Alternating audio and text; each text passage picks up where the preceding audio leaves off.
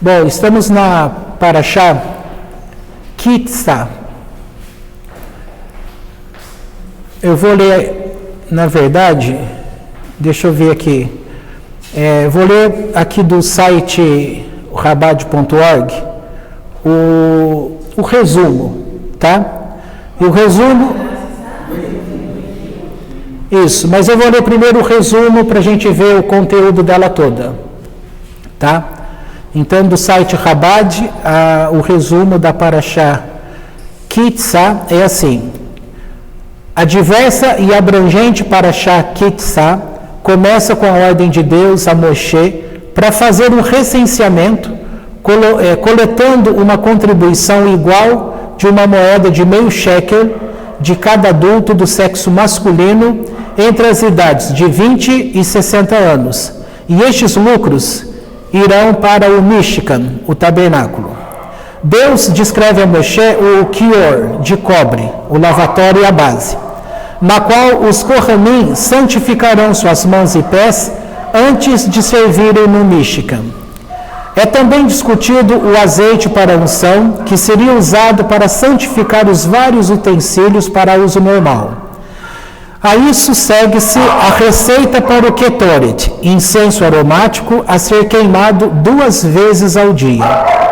Deus designa Betsalel, da tribo de Yehudá, e Oholiab, da tribo de Dan, a supervisionar a construção do Mishkan, que está para ser iniciada. A mitzvah do Shabat é repetida para advertir a nação de que mesmo a construção do Mishkan não suplanta a observância do dia semanal de descanso. A Torá retorna à narrativa da revelação no Monte Sinai e descreve o terrível pecado do bezerro de ouro. Deus acede às preces de Moisés para que os filhos de Israel sejam poupados da aniquilação por sua grave transgressão. E Moshe desce da montanha com as 2 tábuas dos 10 mandamentos.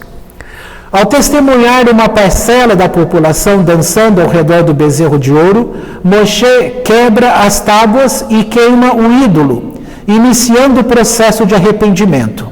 Como resultado da queda do povo de seu patamar espiritual elevado, Deus anuncia que sua presença não pode residir entre eles. Moshe é forçado a mudar temporariamente a tenda para fora do acampamento, para que Deus continue a se comunicar com ele. Moshe novamente sobe a montanha para rezar a Deus, para que perdoe o povo judeu e lhes devolva o status de povo escolhido. Moshe, finalmente, retorna com o segundo conjunto de tábuas e um pacto renovado com Deus. Sua face aparece resplandecente como resultado da revelação divina. Bom, isso aqui, portanto, é o resumo do todo. Dá para ver que, de fato, é bastante informação, tá? Mas eu vou ficar com 2 informações apenas, que já vai ser suficiente para a gente trabalhar um assunto. A primeira delas é a questão de ser um povo escolhido. Quando diz que Deus tem um povo escolhido, muitas pessoas elas vão entender no tempo atual e desde aquelas épocas, né, os reinados que houveram, Israel sempre foi o culpado de soberba. Porque para dizer que você é um povo escolhido de Deus, você está dizendo nesta frase que todos os demais não são escolhidos de Deus. Tá? Agora, há uma teoria na linguagem de psicologia que ela fala assim, o todo pela parte, tá? E vai trabalhar que uma parte significa determinada coisa e ela também vai significar o todo. Eu não sei se vocês conhecem uma experiência chamada folha fantasma. O que significa isso? O universo todo, ele é feito de uma mesma roupagem, tá? Ou seja, de onde veio essa existência? Vieram todas as existências. A fonte é única, que, como você sabe, vem da luz do Ein Sof, tá? É aquela luz que vai sofrendo restrição para poder permitir que houvesse a criação dos mundos. São os 4 mundos conhecidos, né? O primeiro, na verdade, são 5. Adam Kadmon, depois você tem Atzilut, você tem Briá, Yetzirá e Asiá, onde nós estamos. Que aqui a Kabbalah refere a este lugar onde nós estamos como a Sefirá de Malchut, que é reino. Ok?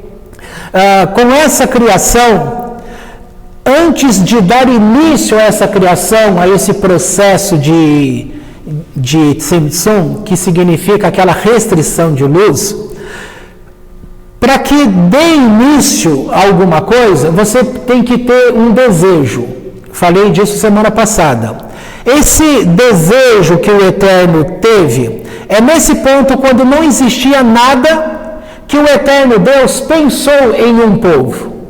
Só que esse povo, ele foi aparecer de verdade aqui no tempo de Moisés, tá? Nesse deserto. Agora, olha quanto tempo está para trás, que precisou esperar para que as coisas fossem se moldando, entendeu? Nós temos, como que é dito, que a paciência é uma característica, é uma qualidade inigualável numa pessoa. Quando você tem paciência, a tendência é que você consiga permitir que no decorrer deste tempo que você vai exercitar a paciência, essa luz de Deus que vai percorrer as fontes da tua alma, então ela vai trazer essa energia divina para poder realizar aquele planejamento destinado a você. Dá para entender? Precisa, e por isso que usa a linguagem da Kabbalah com aquela árvore da vida, que são aquelas 10 sefirot. Uma chama sefirá, várias sefirot, plural de sefirá. Então, estas sefirot, elas começam lá na parte de cima com Keter, que é a coroa, e aí ela vai descer para esse lado aqui, à direita.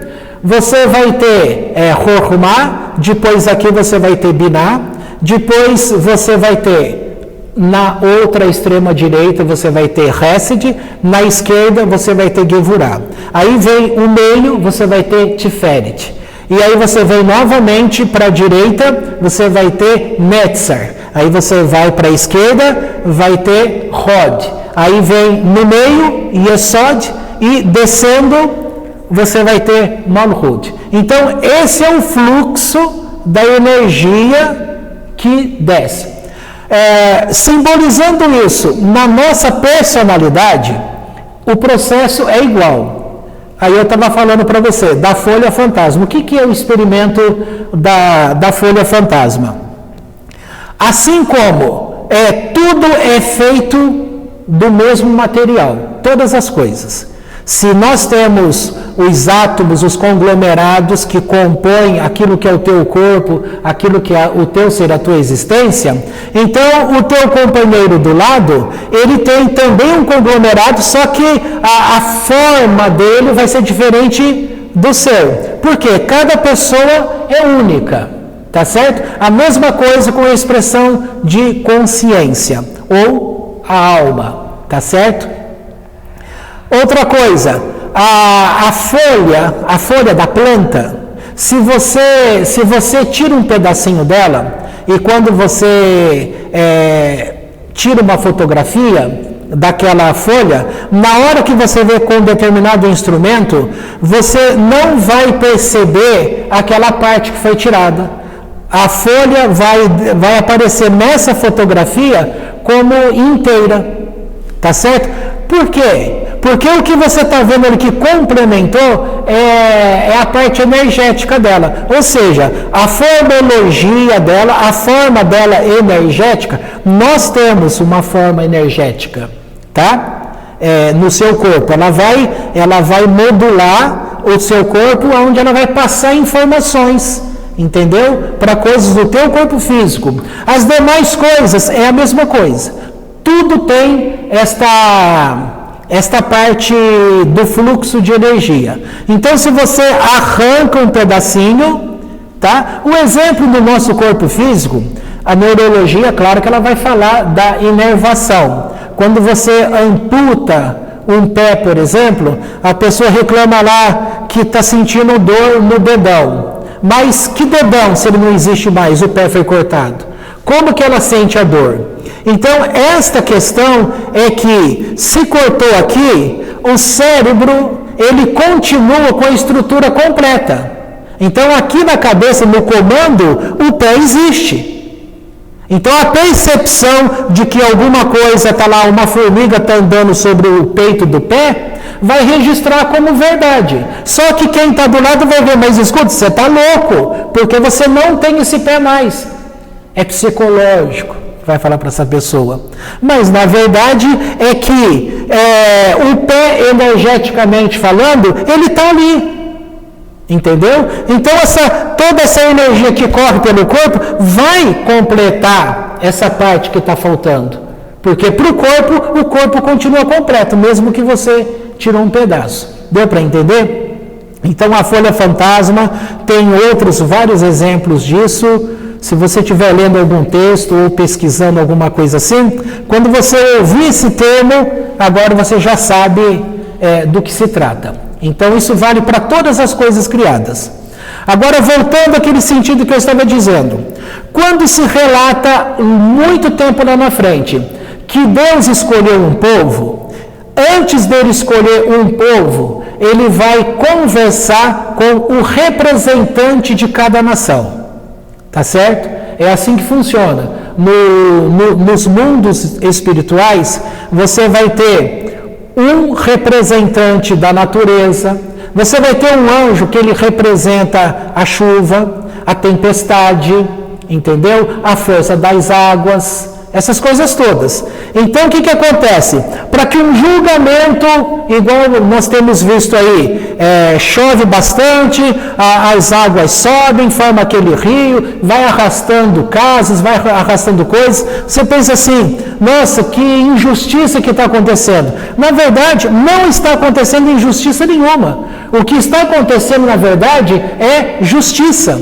Porque cada coisa que foi afetada ali, cada pessoa, nós conhecemos apenas um pedaço dessa verdade. Agora, para essa pessoa ser afetada por esse juízo, é porque realmente ainda está debaixo da misericórdia de Deus.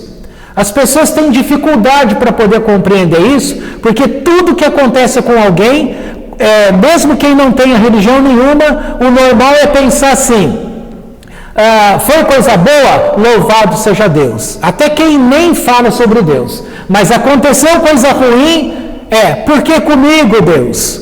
Entendeu? Não há uma aceitação, porque no nosso julgamento a gente analisa um pedacinho de nós e desconsideramos o todo. E o que é esse todo? O todo que eu estou me referindo, além de ser o comportamento da pessoa nessa vida, você tem que compreender, se voltasse a fita, né? Voltando, você vai parar onde todos estão em Adão. Aquele pecado cometido em Adão. E aí, todos vão ter a chance de vir a este mundo para também retificar esse pecado. Ok? Tá, só que antes da gente descer, o que foi feito? Foi feito um combinado, entre aspas, um juramento? Sim. Então o Eterno falou para você, você vai ser o Marcos Manuel, você vai ser o Eduardo Manuel, você vai ser fulano, você vai ser isso, você vai ser aquilo, e vai dar aquela coordenada, tá? Essas coordenadas, entenda que são essas energias divinas que virão durante a tua vida, no decorrer desta vida, e elas virão no determinado tempo, tá? Por que determinado tempo? Porque você vai ter que atingir o nível para que aquela energia venha. Parece que ficou difícil, né? O que eu quero dizer com isso? Uma criança acabou de nascer, você pega ela aqui no braço, né? É leve, tá certo? O que você espera dessa criança? Que ela já saia andando? Não. Você vai trabalhar, vai ficar com ela no colo. Você quer que ela comece a chorar e você fala assim: o que você quer? Você quer ter leite? Vai lá fazer. Tem como? Porque se essa criança sair dali andando e ir lá no fogão, a vizinhança toda vaza. Tá? Então, cada coisa é seu tempo. Tá certo? Então, o nível de desenvolvimento dessa alma, ela está no nível nefesh, mas no nível baixo, muito baixo dessa nefesh. Conforme vai passando o tempo, o próprio corpo, o comportamento cerebral, a ciência diz que até 2 anos de idade é o tempo ainda em que o cérebro está em expansão, tá? A formação. Por isso que você põe a mão aqui e você percebe o molinho. Não tem osso ali. Porque se você fechar a cabeça da criança logo no nascimento, você restringiu. Como que ela vai crescer? Precisa dilatar. Então, o osso ele vai estar afastado. Porque conforme vai crescendo, aumentando, quando ele atingir o tamanho que Deus determinou, e esta informação está nessa parte morfológica que ninguém enxerga, tá? Um cientista chamado Rupert Sheldrake, ele trouxe esse nome, mas tem outros também que falam do mesmo assunto que dão outros nomes, por exemplo, bioplasma. E você vai tendo outros nomes dentro da área da física quântica, por exemplo. Formou tudo aqui, aí o osso fechou. Pronto, é aquilo. Tá certo? Então, precisou de 2 anos? Precisou. Aí você vai ver que no comportamento de criança vai ser característico acontecer coisas. Tem a psicologia do desenvolvimento. Ela vai acompanhar os movimentos do bebê de 1 mês a tantos meses, depois de 1 ano e tantos meses, e vai tendo todo aquele gráfico que você tem uma tabela em que você vai ver como que é o desenvolvimento, tá? Agora eu vou falar de uma outra forma. Vamos chamar de tribo. Havia tribos de macacos, isso é de verdade, tá? E eles estavam numa localização que eles não tinham contato com outros macacos que estavam bem distante, tá? Então, essa comunidade de macacos, o que tinha ali perto deles? Batata. E aí, para você comer a batata, precisava lavar. Só que essa informação ninguém tinha. E aí, o que acontece? Um senhor macaco está lá, olhando, pensando, olhando aquilo lá, e vendo a turma com dificuldades para pegar aquele alimento, sabe, dá aquele clique naquele senhor macaco, ele desce lá, pega aquela, estou chamando de batata, tá? Pega aquilo lá, ele lava, e todo mundo observando, percebeu, comeu, pronto. Em pouco tempo, essa informação já tinha chegado naquela outra comunidade que estava distante. Então, aquele outro grupo de macaco começou a fazer a mesma coisa. A pergunta feita pela ciência é: como é que eles souberam disso? Enquanto aqueles deste senhor macaco, eles viram. Então você aprende pela observação. Mas como que aqueles do outro lado começaram a fazer a mesma coisa? Então é isso que a física fala sobre uma comunicação não local. Ou seja, a informação ela viaja pelo espaço sem tempo. Aconteceu aqui, essa informação é passada para esse grupo de consciência de cá. Entendeu? O que se sabe hoje é que aqui você divide aqui no meio da sua cabeça, você tem hemisfério direito e hemisfério esquerdo. O que se espera? Que comunicação elétrica vai informando o outro hemisfério. Se pensou assim durante muito tempo. Hoje se sabe que não é assim. A informação que está no hemisfério, quando acontece aqui, o outro já recebeu a informação. E não tem esse tempo. Então, novamente, isso é uma linguagem que a física chama de comunicação não local. Tá? Local é o quê? Você pega um carro e você vai ver quanto tempo você gasta para pegar e dar uma carona para uma pessoa. Então, você vai calcular esse percurso de tempo. Tá? Quanto tempo você vai levar para chegar até a cidade para entregar aquela carga. Nesse campo, agora chamado espiritual, essas informações, elas já existem. Da mesma forma, essas informações de Deus, elas estão na nossa alma. Só que para ela cumprir essa descida até nós, ela vai ter que aguardar o desenvolvimento do teu corpo físico, do teu senso de maturidade emocional, de coisas que você vai precisar apresentar para que aquela bênção de Deus, que eu estou chamando de fluxo, tá? Venha e complete aquele assunto, ok?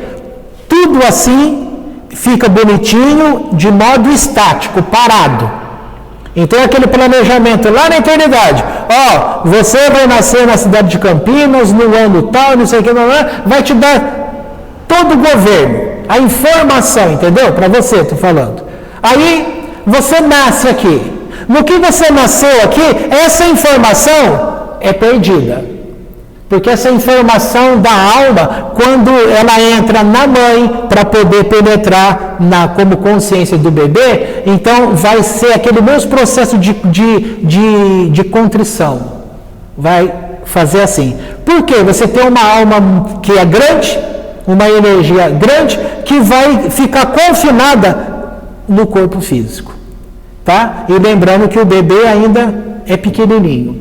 Então, na hora que aquela alma entra ali, há aquele aperto, contrição, o que vai acontecer? Aquela memória vazou, esqueceu. Você não vai ter mais. E aí, você vai ter o teu comportamento aqui, as escolhas que você tem entre a direita e a esquerda. Ou seja, eu vou acessar energeticamente com aquilo que eu faço, eu mando uma informação para o céu. Sempre vai ser assim, e sempre foi assim. Tudo que você faz, você envia uma informação energética para os mundos superiores, e o mundo superior devolve uma informação para você. Essa subida e descida constantemente. É nessa subida e descida em que as pessoas se perdem. Porque quando a gente vem com um comportamento de Torá, a Torá foi ensinada para a gente nos 9 meses da gestação. Nasceu e esqueceu daquilo, o anjo ordena o esquecimento. E aí você vai esperar o desenvolvimento do corpinho daquela criança, da mente daquela criança. Aí começou a falar, ter vontade, aí já está com 7 anos, 8 anos, já está fazendo escolha, tá? O judeu pega a idade de 13 anos. A partir de 13 anos, em um dia, ele vai começar a ser cobrado, o judeu masculino. Ele vai ser cobrado a cumprir os mandamentos do Eterno, tá certo? E assim vai. Nessa jornada da alma, num desenho estático, parado, seria assim, o ideal seria assim: todo mundo nasce com a porção nefesh. E aí, com 13 anos de idade, em um dia, o menino, a menina, praticamente um ano antes, tá? A porção ruach da alma vem para o corpo daquela criança, menino, menina, tá? E aí, com 20 anos de idade, vem a porção Neshama. Só que o que é que você tem aprendido no decorrer deste tempo? Que a maioria das pessoas que estão neste mundo, elas malemar acessam a porção, nós temos Nefesh, Ruach e Neshama. A porção Neshama, que é a alma propriamente dita, essa comunhão em espírito completo que é o máximo praticamente que a gente atinge estando aqui nessa terra, poucas pessoas ainda tocam nessa área. E depois você tem Rayá e Yehidá, que já está praticamente num plano acima, ok? E Yehidá está mais ainda ligado com Deus. Mas tudo isso é a informação da tua alma, entendeu? A informação que eu usei o termo aqui da folha fantasma, da ligação morfológica, campos morfológicos na linha de pensamento de Sheldrake, e depois você vai ter uma linha, vai mudando o nome, tá? Mas a essência da informação é essa, ou seja, você tem, que nem eu já disse, o bioplasma, é essa informação como se fosse sabe esse gel que a gente conhece, igual uma pomada, um gel, é como se fosse um gel desse que adere todo o teu corpo. E aqui está toda a informação que vai alimentar os comportamentos do corpo, da cura, por exemplo. O corpo tem autocura. De onde a célula pega a informação para curar, para autocura? Desse campo, entendeu? Dessa informação. De onde vem essa informação? De Deus. E ela está na nossa alma, tá certo? Simples, falando de forma simples assim. Então, nesse desenho parado, você vai ter idade 0, Nefesh. Idade 13, Ruach. Idade de 20 anos, Neshama. Bonitinho se fosse assim. Só que não acontece assim, porque as pessoas, quando elas entram neste mundo, elas possuem livre-arbítrio. Então elas têm vontade, elas vão ter que jogar. Então você faz uma coisa ruim para mim, eu tenho escolha de devolver esse mal para você ou de eu absorver este mal. E quando eu não estou absorvendo este mal que você faça para mim, eu posso adoecer. Então eu vou modelando a minha personalidade. Eu posso me tornar uma pessoa vingativa, uma pessoa que não tem paz, uma pessoa voltada para a raiva, para o ódio, uma pessoa que não tem limite. Se eu quero conquistar alguma coisa, eu vou passar por cima de quem está no meu caminho. Tá? Você vê que muitas pessoas, de uma forma geral, você vê o crime organizado, ele funciona desse jeito. Se aparece alguém no meio daquele caminho, eles vão dar um jeito de bloquear, entendeu? Vocês sabem que lá no Nordeste tem a água que o governo passado mandou, transposição de São Francisco. O que o Lula fez? O que ele fez? Fechou as comportas. Aquele povo está sem água, esvaziou toda aquela comporta. Para quê? Para que aqueles grupos de pessoas que se beneficiavam de levar caminhão-pipa, R$2.000 cada um, para aquelas famílias, eles tinham perdido a renda. Então aqueles grupos amigos do Lula ficou sem o dinheirinho deles, que com certeza um pedacinho desse dinheiro ia lá para o PT, né? Esses esquemas que a gente conhece. Fechou a água que da natureza lá do Rio São Francisco passava para aquele povo, eles já estavam plantando coisas, crescendo coisas, e aí vem esse governo atual, fechou tudo. Está lá sem água, caminhão-pipa que vai para lá. A maldade é tão grande dessas pessoas que eles vão com um caminhão-pipa cheio. Sabe o que eles estavam fazendo? Aquele aparelho que registra, vamos chamar de GPS, que registra o percurso daquele caminho até ele entregar a água e receber o valor, para depois ele apresentar o que ele entregou, ele vai receber o valor. Eles estavam pegando aquele aparelho, deixa o caminhão cheio, parado no lugar da rota, e continua a rota com o aparelho do caminhão dentro de um carro. O carro não tem água. Ele percorria todo aquele trajeto, quando chega lá no local, que era o local fim, aonde iria entregar a água, na aparelhagem, pronto, entregou a água, aí registra lá o valor de pagamento, entendeu? Só que a água foi? Não foi, eles estão roubando o povo pela segunda vez. É assim que está acontecendo. Só que, de algumas semanas para cá, não sabe quem, mas alguém foi lá e pipocou um dos cabeça dono dessa rede de carro-pipa. Essa semana que terminou, ontem, veio a notícia, mais um foi morto. Quem é que está matando? Não sei. Por que é que esses dois morreram? Porque eles estão chefiando um grupo, vamos chamar de estelionato de água, estelionatário de água. Não existe isso, eu que estou falando aqui agora para você entender. Então essa corrupção da água, alguém teve coragem, foi lá e está fazendo justiça com a própria mão. Para quê? Para ver que alguém vai perceber, opa, está matando um, matou outro, uma hora vai chegar nos grandões, entendeu?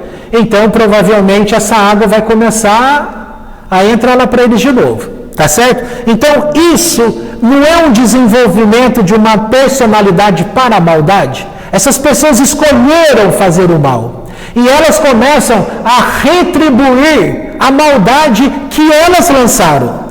Tudo é energia. Há uma coisa que se diz na química que não se perde, que se transforma. Energia, ela não vai se perder, ela vai se converter numa outra coisa, tá? A linguagem psicológica fala, a energia psíquica, ela sai de uma fonte e vai para outra. Mas não tem como você tirar ou aumentar, é aquilo que está ali, entendeu?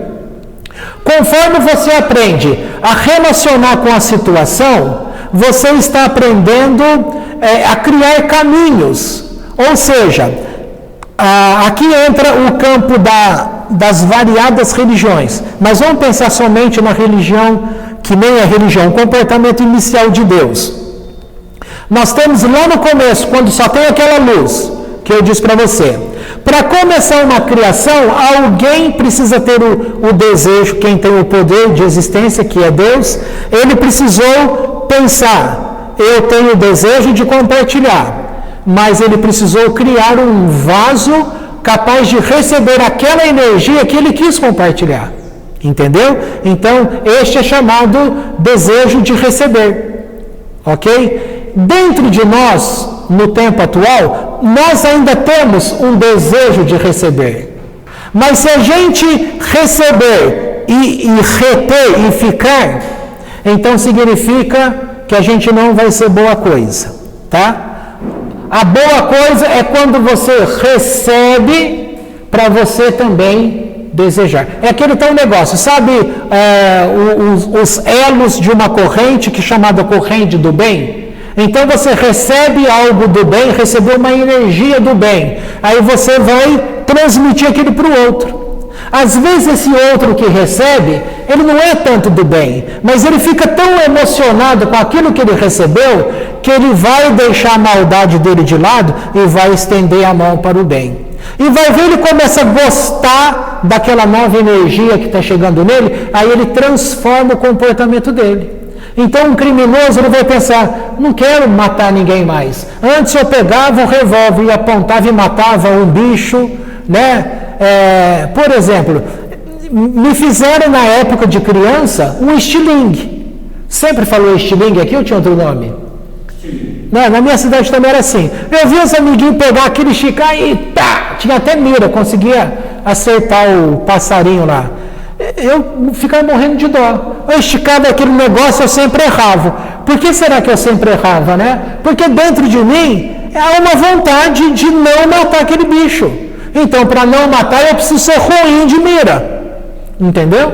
E assim vai.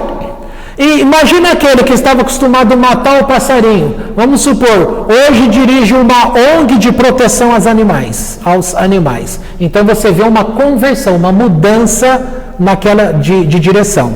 A chamada conversão numa igreja evangélica, ela vem nesse princípio. Você está vindo numa linha, claro que até ele chegar na igreja evangélica, ele vai receber variados nomes, né? Então ele pode chegar ali como drogado, como bêbado, como homossexual, como prostituta, como um vingador, como uma pessoa muito má, ou como uma pessoa muito boa. Então chega de tudo ali, é a rede, chegou tudo ali. E aí vai tendo, cada um vai reordenando seu caminho. A conversão é o quê? Que você está vindo nesse caminho, só que você vai parar esse caminho, porque era um caminho mau. E aí você vai virar 180 e é um caminho de volta. Ora, para o judaísmo existir, isso existe, como chama isso? Qual é o nome que se dá no judaísmo? Teshuvá. O que é Teshuvá? É um arrependimento que você começa a demonstrar entre você e Deus. Você começa a ter percepção no teu pensamento de que aquilo que você fez está errado. Se está errado, você violou princípios que vêm de Deus. Aí você vai a Deus, expõe a Ele aquele comportamento, expõe a tua dor, uma dor física, uma dor emocional e uma dor espiritual. Expôs aquilo para Deus e você começa agora a desempenhar um comportamento de não mais ser aquela pessoa. E aí como que você vai provar? Quando acontecer, vamos pensar naquilo que é mais simples, vamos pensar num cara que não vivia sem o lado erótico da coisa. Então o problema dele, um homem, o problema dele é uma mulher, tá? Não podia ver que ele não tinha como um impedimento. Aí, se ele está nesse caminho de conversão, na hora que aparece aquela mulher bela, bonita, pode chamar a maior atenção, mas ele olha para ela e fala: isso para mim é coisa do passado. Eu aprendi a obter prazer na minha vida que não venha mais de ver a mulher como um troféu. Entendeu? E aí ele, na prática, então você demonstra a tua conversão, não é dentro da igreja. Eu me converti, sim, Senhor, há tantos anos atrás. Não, tem que ver os comportamentos que a pessoa vai demonstrando no dia a dia. E no dia a dia que a gente vai falando não para um monte de coisa. Não perdoava meu irmão, agora já não me importo mais com aquilo que meu irmão faz. Eu já não respondo como antigamente. Agora eu já aprendi a perdoar. Eu já aprendi a não enxergar aquele comportamento dele que me causa dor. Agora não me causa dor mais, porque eu não permito que entre em mim. Eu vou decodificar aquela informação. É como se pensasse assim: olha, eu não consigo mudar o outro, mas eu consigo mudar a mim mesmo. É por isso que é dito que se você sofre, a culpa é sua, não é do outro. Que você não está na minha vida, olha o que o meu marido fez. Então, se o marido fez, a pessoa teria opção? Teria. Pensa numa mulher que apanha do marido. O problema é o marido? Para ela não é o marido? E para quem está de fora, se a gente está vendo a mulher cheia de hematoma, não é uma prova prática que é o marido? Ora, qual a opção que ela tem? Ela fala: nenhuma. Ela tem uma opção. Qual é a opção? Sair fora desse marido. Mas se eu sair fora dele, eu vou me alimentar com o quê? Isso aí já tem que ser outros 500. Porque se você pensar o que você vai comer, é igual o casamento aí, que fala: o mundo está tão difícil, eu vou esperar para ter filho. Se ela esperar para ter filho, não vai ter filho nunca. Porque sempre vai ter um problema que vai dizer para você que você não vai conseguir criar um filho devidamente. O tempo passa. Entendeu? Quando você olhar para trás, agora, faz uma dívida. Se você não tiver aquela cabeça de responsável, eu vou fazer a dívida já sabendo que eu não vou pagar. É uma coisa. Mas faz uma dívida. Você vai pagar aquela dívida. Eu não sei como, mas eu consegui pagar. Consegui quitar a casa, consegui quitar o financiamento do carro, conseguiu. Mas se você não tivesse feito, entendeu? Nesse lugar que nós estamos aqui, um amigo me contou que ele estava numa igreja tal aí do bairro, e quando lançou esse loteamento aqui desse bairro. Aí na época, um vizinho que comprou 2 lotes aqui, dividindo aqui com a gente, chamou e falou assim: fulano, vamos comprar? Está um preço bom para nós, vai ficar um lugar muito bom aqui. Ele: não, olha lá, não vai dar nada isso aí não. E não foi. O cara veio sozinho e comprou essa parte da esquina de cima aí. Aí passou o tempo, 20 anos depois. Ele estava com o emprego por aqui, o casamento por aqui, necessidade financeira para alimentar a família por aqui, e ele vem aqui no bairro e olha para o local e fala assim: eu tive a oportunidade de comprar o financiamento de um terreno aqui a 360 metros. É grande, hein? Entendeu? E aí, não comprou. Aí ele vê a propriedade do cara ali. Sabe quanto está valendo mais ou menos uma casa aqui? 700 mil. Dependendo do tipo que ela for, 1 milhão. Passou. Se ele tivesse comprado, agora o problema era o dinheiro? Não era o dinheiro, foi o pensamento. Ah, não vai dar nada daí.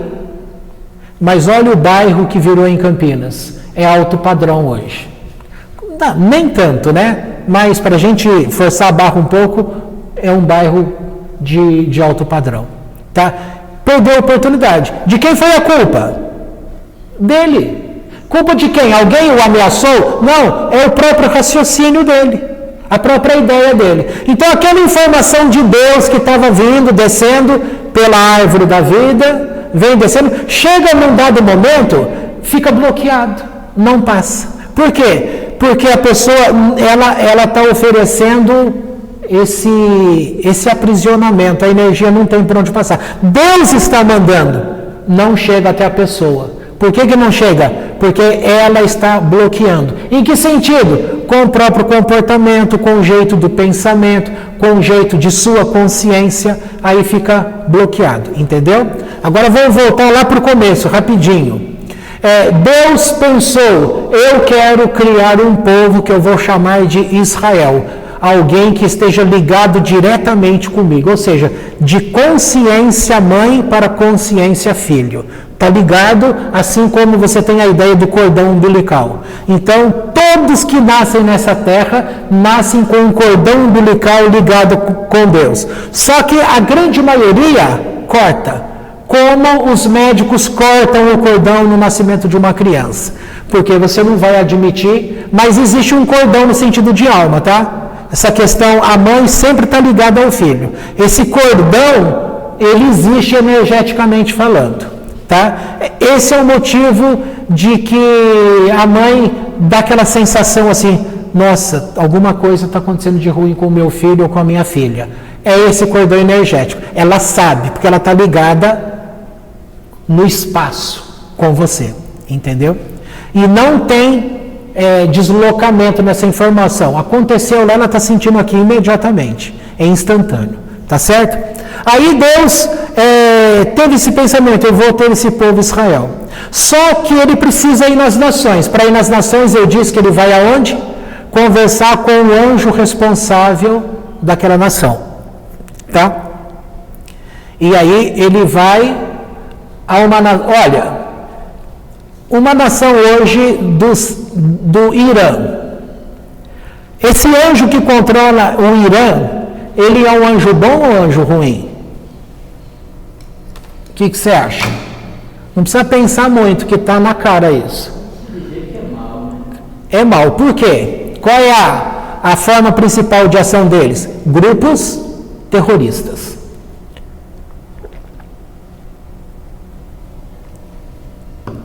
Então, um anjo que representa Irã, Iraque, recebe aquela informação assim: olha, eu estou para entregar um código, que é a minha Torá, para um povo. Você quer?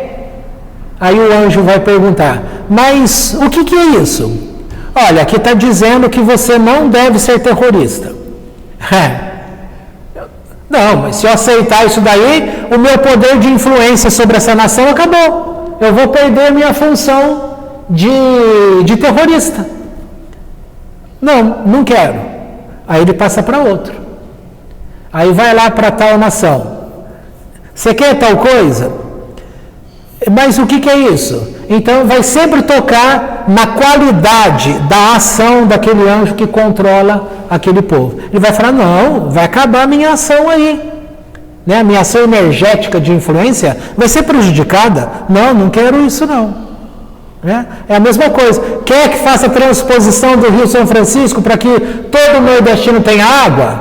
Aí a boca fala, queremos, claro, isso é uma coisa boa. Alguém vai lá e faz, o que eles vão depois fazer? Não, vamos cortar, senão acaba o nosso poder de controle, entendeu? É assim que o anjo das nações, cada um, não. Aí chegou em quem? Chegou em Israel. Do jeito que Deus sempre idealizou. Mas ele foi didático, ele foi ético, porque ele foi em cada nação e ofereceu. Mas ele sabia que ele fez aquilo para recebimento de quem? Do povo Israel. Deu para entender? Mas para chegar nisso, veja, ele pensou nisso quando não existia nada, não existiam os mundos criados, não existia nada. Então ele teve que esperar toda a formação destes mundos, ele teve que esperar esse nascimento, o surgimento de Adão e Eva, Caim, Abel, Sete, e vai por aí afora um monte de coisa, até chegar Abraão, depois Isaac, depois Jacó, depois a escravidão no Egito. Aí eles vão crescendo, chegou o momento da saída no tempo de Moisés, e agora eles estão no deserto e fazem o bezerro de ouro, tá? Então, nesse tempo todo, agora queria confirmar essa ideia de que este povo é o povo ligado direto com Deus. Se é ligado direto com Deus, então a feitiçaria que vai estar permeando o mundo, porque esse nosso mundo, ele está mergulhado, todo o redor dele é trevas. Por isso que a gente fala que estamos em trevas. Essa névoa. Só que na Kabbalah você vai ver o nome de Sitrahara, que é o outro lado, o outro. E esse o outro não significa 10 e 25, não significa um outro Deus, mas é alguém que Deus criou. Então, para você entender as coisas, já posso mudar aqui o foco? Você já entendeu de como criou as coisas, de como essa energia vem, que vai depender daquilo que Deus determinou, mas também vai depender do seu crescimento. Se você escolhe ficar travado num ponto aqui, mesmo que Deus determinou, no tempo certo que Deus determinou, vai descer. Só que você bloqueou, não vai ter como chegar até você. Tá? E como você bloqueia? Da forma que eu já te disse. Começa pela mente, a consciência. Você acaba se prendendo a padrão de comportamento, a crenças, por exemplo. Hoje se fala muito das crenças limitantes. Entendeu? Você passa por uma experiência psicológica na infância e aquilo travou você. Entendeu? Eu tenho um caso legal que uma pessoa lá do passado, ele lembra que quando criança ele fez um desenho lindo para o papai e para a mamãe. Só que ele fez um desenho lindo na parede do quarto. Quando a mamãe e o papai chegou e olhou aquilo, não deu, quando ele ia querer explicar o desenho que era uma homenagem para o pai e a mãe, não deu tempo, porque a fúria do casal foi maior. Olha o que você fez, sujou lá, agora você vai limpar, além de deve ter tomado uma surra, entendeu? E aí, ele ficou travado. Aí na hora de ir lá comprar um carro, não vai sozinho, tem medo. A mulher tem que ir junto. Vai tomar uma decisão, não faz sozinho, mas por quê? Porque não está proibido transmitir um sentimento, é assim que registra, e trava. E aí esse homem cresceu com as dificuldades todas, casou e teve uma filha. Aí a filha, mais ou menos nessa idade aí, vai lá na parede e faz aquele desenhão na parede lá, e papai, mamãe. Quando ele chega com a esposa dele, ele olhou para a esposa, quando ela ia dar bronca na menina, ele pôs a mão nela e disse assim, lembra o que aconteceu comigo? Aí a mãe, Acalmou. Aí o que esse homem fez? Olha como é bonito as coisas. Ele foi lá e sentou no chão junto com a filha. E deu a ela o direito de expor. Conta para mim, filhinha, que desenho é esse? Aí ela contou, mostrou, falou, né? Deve ter ficado de pé. Só faltou aquela varinha na mão para batendo e mostrando. E depois que fez tudo isso, ele falou assim: olha, o papai está muito feliz. Não foi com essas palavras, que eu não lembro como foi que ele me contou. Mas a ideia é essa. Olha, o papai está muito feliz que se desenha essa homenagem. Só que quando você quiser fazer uma outra homenagem dessa, tem lugares certos. A parede não foi feita para a gente rabiscar. Então você tem que fazer num caderno, num papel. Se você não tiver, peça para a mamãe, peça para o papai, e aí a gente te dá. Agora nós vamos ter que limpar. Eu vou ajudar você. Vamos limpar? Aí os dois juntos limparam a parede toda. Isso é conversão. Isso é mudar comportamento. Porque ele vinha de um trauma, né? Tá. Aí quando ele falou, olha, eu vou mudar meu comportamento. Você só prova se você mudou na hora que acontecer aquilo lá e você ter uma escolha diferente do que você estava acostumado. Então aquela ideia na igreja evangélica que a gente cansou de ouvir. Aí o fulano vai lá, qual era o que você mais ouvia no passado? A carne é fraca. Ou seja, isso é uma resposta padrão para uma falta de conversão que você demonstrou, que aquela pessoa demonstrou. Então, na hora que ela tinha que provar a conversão dela, ela joga a culpa na carne é fraca. Por quê? O desejo continuava ali muito forte e ela não colocou freio nesse desejo e ela cumpriu aquele desejo, satisfez aquele desejo. Entendeu? Aí numa outra vez esse desejo vem mais forte. Ela vai ter maior dificuldade para falar não. O que acontece é que você está vendo aí situações de igreja, sem citar nome, o grupo principal, o comandante dessa igreja, eles estão com processo na justiça de pedofilia dentro da igreja. E é uma igreja muito grande, uma daquelas que fala assim, ó, o céu foi feito para nós.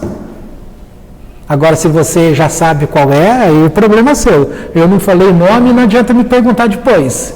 Que eu não falo que é.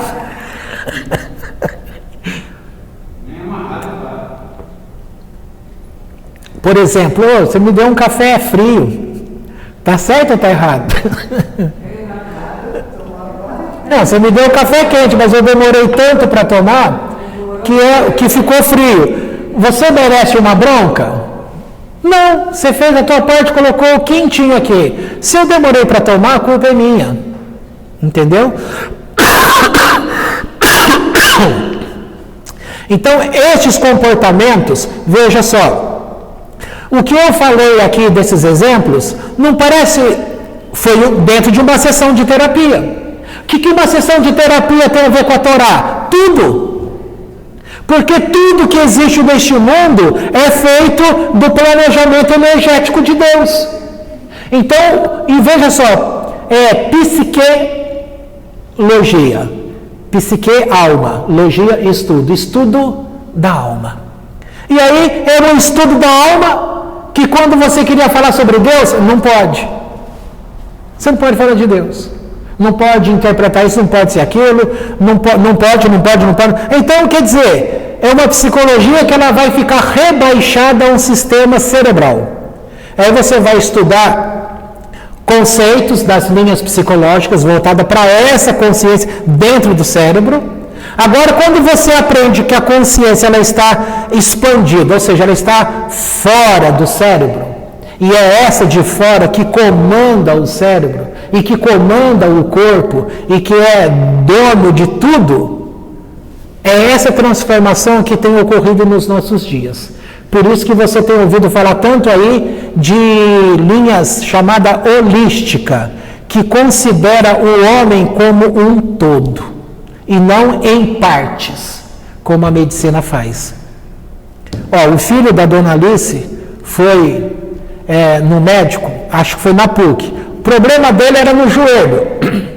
Custou para arrumar essa consulta. Na hora que chegou lá com aquele ortopedista, o ortopedista fala para ele assim: eu não posso fazer nada por você, porque eu sou especialista em mão e eu não sei nada de joelho. É o ortopedista, mas está tudo partido por pedaço. Será que ele não conhece joelho? Ele não teve que estudar joelho para se tornar médico? Teve. Sim, mas ele não poderia dar uma orientação ali? Não. Ele vai ficar, eu estou especialista só em mão, só entendo de mão. Então, você vai voltar a marcar uma consulta com um especialista em joelho, um ortopedista, mas vinculado ao joelho. Entendeu? Só, não tem problema de você se tornar especialista em alguma coisa, mas você tem que ter uma noção do todo. O todo pela parte. Você conseguir enxergar. Eu lembro que eu falei da folha fantasma, que assim como na hora que bateu a foto ela estava completa.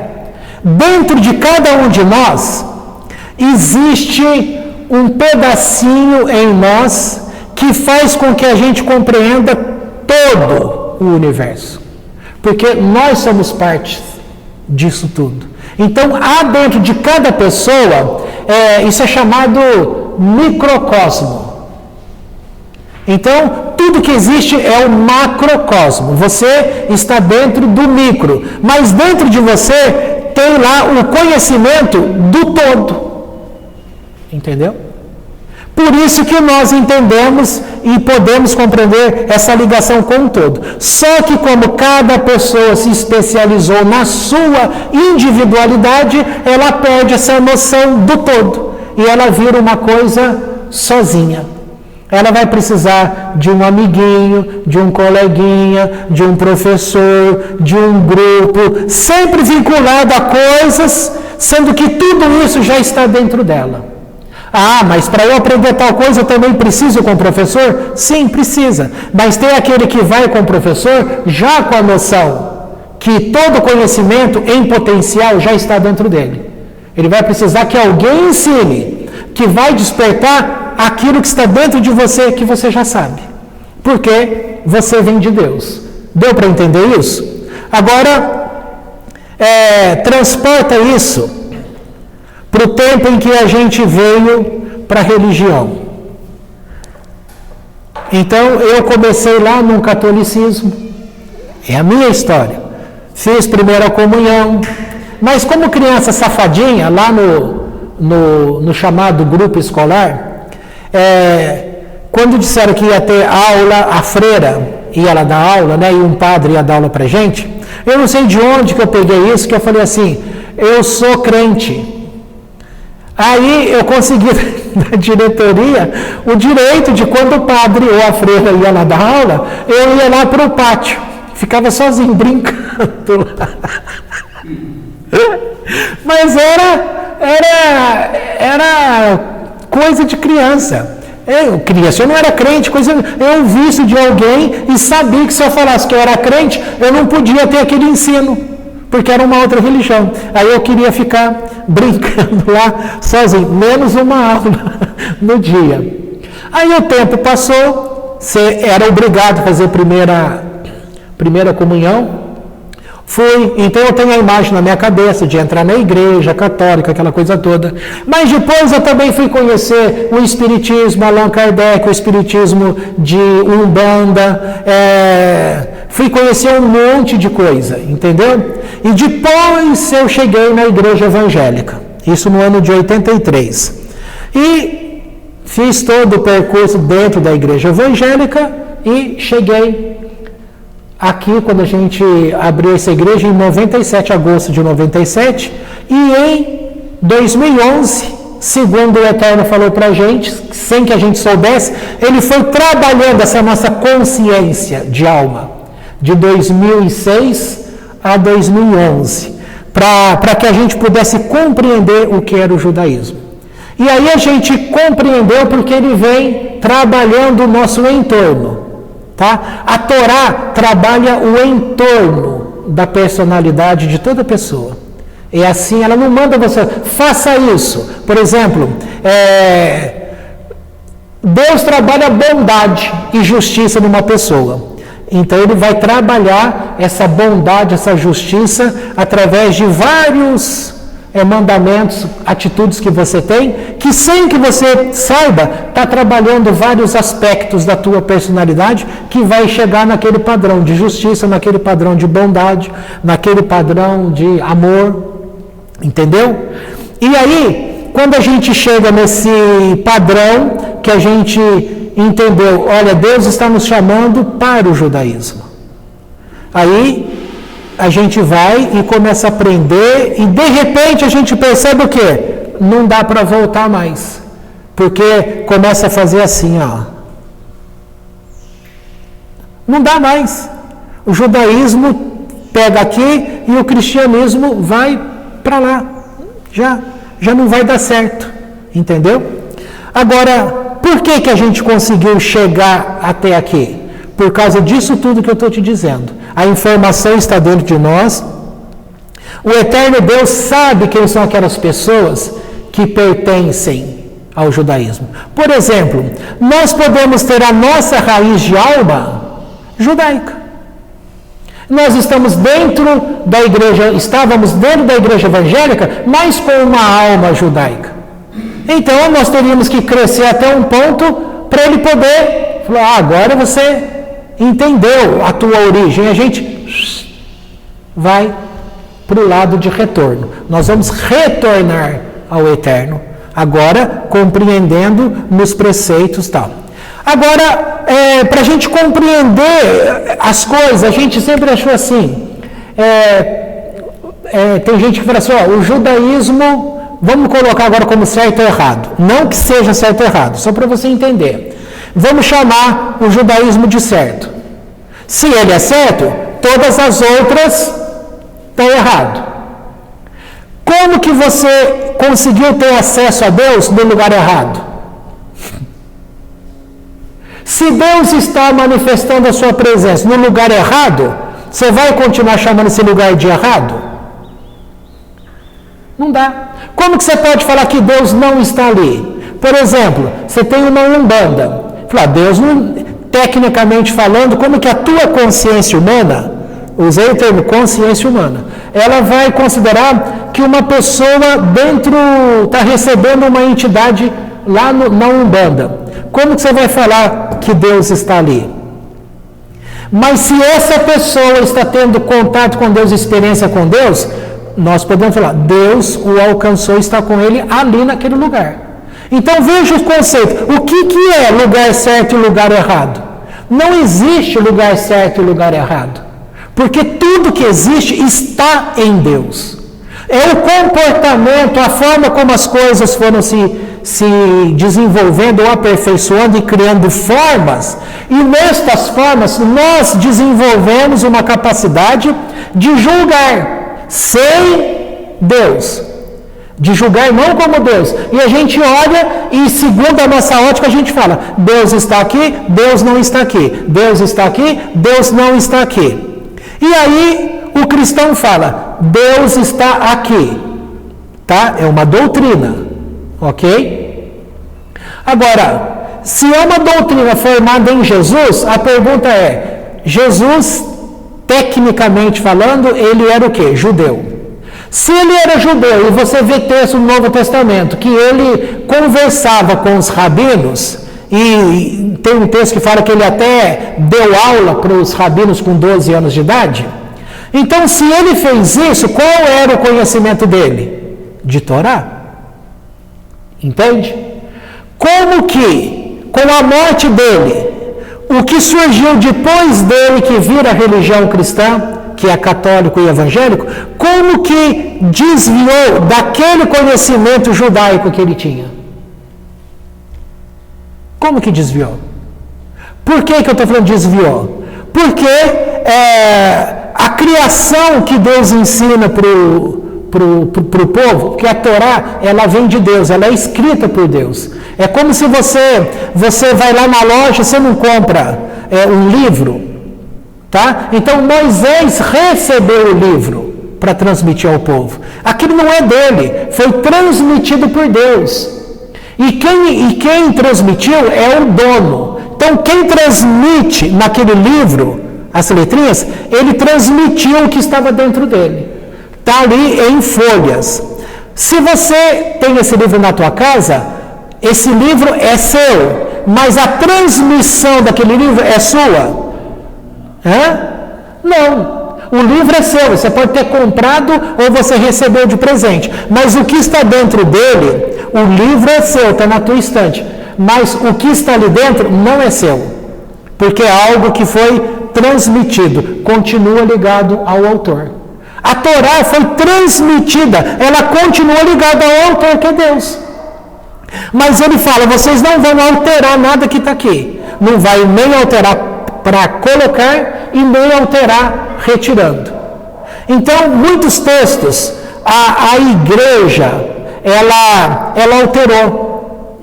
Por exemplo, o famoso capítulo 53, ou o Salmo 22, quando fala que teve os seus pés traspassados. Ora, o salmo que Davi coloca ali, não tem essa palavra. Ali está escrito como um leão. E na Bíblia normal, você pega a sua lá e está escrito que os pés foram traspassados. Não tem nada a ver uma coisa com a outra. Foi uma alteração que Deus fala que não era para ser feito. Entendeu? Só que um pastor, ele aprende de um outro grupo de pastor, que aprendeu de um outro grupo, que aprendeu de outro grupo, que aprendeu. Aonde é que houve essa manipulação? Você não sabe dizer, mas vai fazendo assim, ó. Vai se apartando da verdade. E quando você chega num detalhe, igual um gráfico, né? Assim, ó. Essa linha vai fazendo assim, então aqui é a linha do tempo. Eu estou aqui, ó, com 18 anos de idade. Eu vou levantar aqui, cheguei nesse ponto de desenvolvimento dessa doutrina. Está aqui, estou nesse ponto. Aí ali, eu chego lá e aprendo que o diabo era um anjo que se revoltou com Deus, criou uma rebeldia no céu, e como um dragão que bateu a cauda, ele caiu do céu e arrastou com ele uma terça parte do céu. Isso é o que a igreja coloca como que quem é Satanás, que era um querubim ungido de Deus, que fez essa rebeldia, e ele criou esse poder paralelo, e que ele agora compete com Deus, um povo. E se você não aceitar uma pessoa, tá? No caso do cristianismo, Jesus, que se você não aceita esse Jesus e a doutrina que foi desenvolvida com o nome dele, você morrendo, você em vida, você tem que ser bom. Mas tudo que você faz de bom, em princípio, não tem valor algum se você se afastar desse nome. A tua bondade só vai valer quando você estiver ligado a esse nome. Se você morrer ligado neste nome, tudo bem. Se você se desligar desse nome e continuando sendo aquela pessoa boa, mesmo assim você vai para o inferno. Aí se pergunta, qual é a justiça desse padrão? Cadê a justiça? E aí você começa a perceber que no local que a gente se formou como pessoa, no sentido religioso, a gente aprendeu que esse inferno, ele existe. E você começa a perceber que muitas pessoas que conviveram com você dentro de variadas igrejas por onde você passou, muitas estavam ali com o mesmo comportamento ruim, sendo pessoa ruim, dentro de casa principalmente. Mau pai, agressor de filhos, agressor de mulher, maldade, não tem misericórdia com ninguém. O que é dele, entendeu? Mas porque ele está ligado a este nome, está dentro de uma placa de igreja tal, que se identifica com ele, parece uma classe, né? O psicólogo ligado ao CRP ou ligado ao Conselho Federal. Então, uma pessoa vinculada a uma igreja como se fosse uma categoria de classe, que o representa, que não deixa esse Satã roubar a alma. E o comportamento da pessoa? Mas está escrito em Mateus 10, que você não deve temer aquele que que até te matar, ele não tem poder nenhum sobre você, que você tem que temer aquele que tem poder depois que você morreu. Então, a quem que ele está se referindo? A Satã, que depois que você morre, ele pode levar a tua alma para o inferno. Mas você saiu de dentro de Deus, você tem esse comando, que você é um microcosmo, você tem o código que completa você com todo o universo. Existe esse inferno igual o cristianismo lá no judaísmo? Não existe.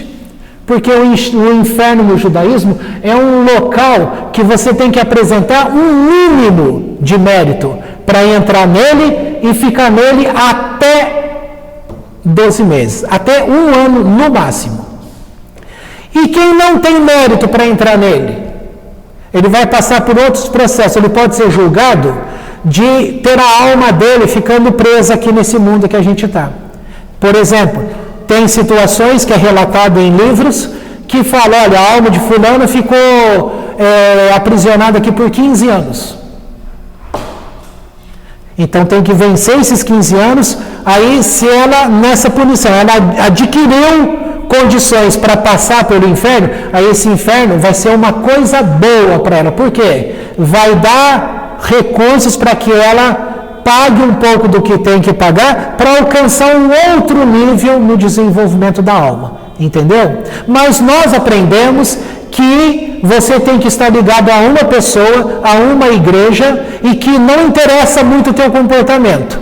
Desde que você esteja fixado nesse nome, que no caso é Jesus, você morreu, você vai para o céu. Porque Ele pagou para você. Só que Jesus era judeu. E o judaísmo não ensina isso. Então alguém pegou a história dele e fez uma outra história. Para dizer que porque ele cumpriu a lei por você, você está livre de cumprir a lei. Em nenhum momento Deus fala isso. Inclusive fala que o pai não paga pelo filho e o filho não paga pelo pai. Como que uma pessoa vai pagar porque Jesus já pagou o preço? Está errado. Só que lá dentro, ninguém ensina a verdade porque eles não têm essa verdade. Estou usando verdade aqui, não que eles estão na mentira, não é isso que eu estou falando. Embora possa parecer uma mentira. Eu estou dizendo que essa verdade, o conceito correto, não ensina porque ele pode pegar e ler tal, só que ele está tão envolvido com aquele mundo que a pessoa não tem força para enxergar a verdade. Então, a mentira conectada com a verdade, ela cria uma força tão grande que fica difícil você sair daqui. Porque uma mentira, junto com parte da verdade, ela é muito forte. Isso é que o Yair Alon, naquele trechinho, o Zohar diário, ele vai falar sobre a magia boa, de quando é feito esse bezerro de ouro, e que eles tinham, de fato, a feitiçaria correta, que para ela funcionar no modo perfeito, precisava de um ponto de santidade. E quem foi esse ponto de santidade? O Aharon. E quando Aharon recebe aquele ouro e ele produz aquele bezerro, na verdade o bezerro não foi ele que produziu. Quem produziu o bezerro, colocando uma alma adicional naquele bezerro, foram os Isso. O que eles fizeram? É aquele povo que sai misturado do Egito. Entendeu? Então, o que eu quero que você entenda?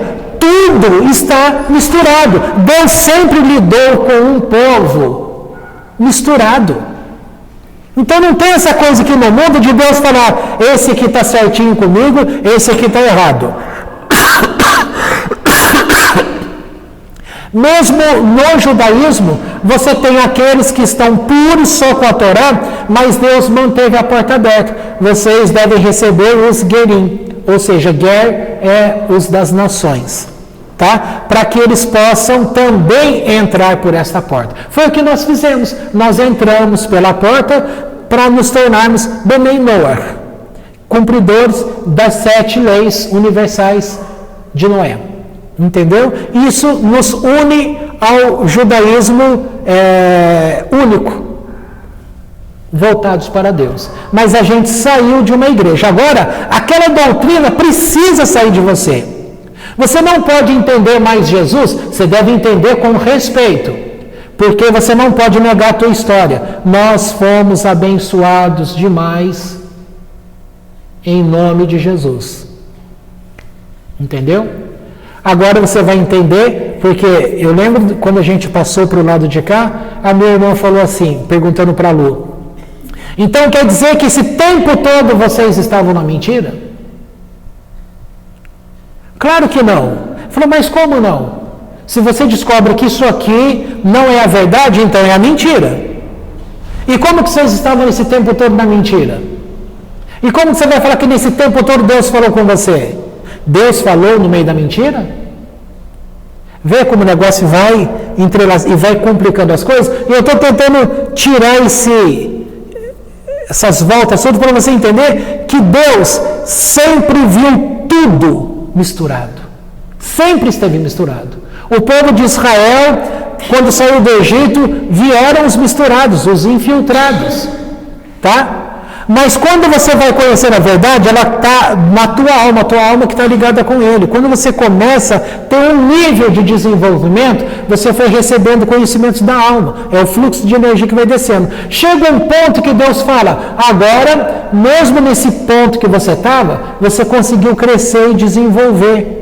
Chegou aqui nesse ponto, agora você pode ouvir de mim que a verdade verdadeira é assim, assim, assim, assim. Aí você consegue enxergar a diferença.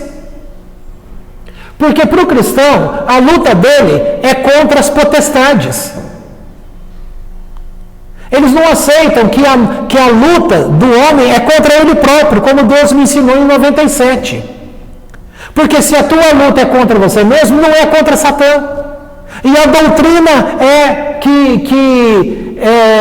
que Jesus veio para desfazer as obras de Satanás.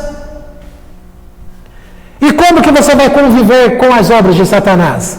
É simples, não tem outro lado, não tem essa criação desse mundo da escuridão chamado outro lado. Quem criou isso? Isaías 45 te ensina, fala que Deus foi quem criou a paz, que Ele fez essas coisas e Ele criou o mal.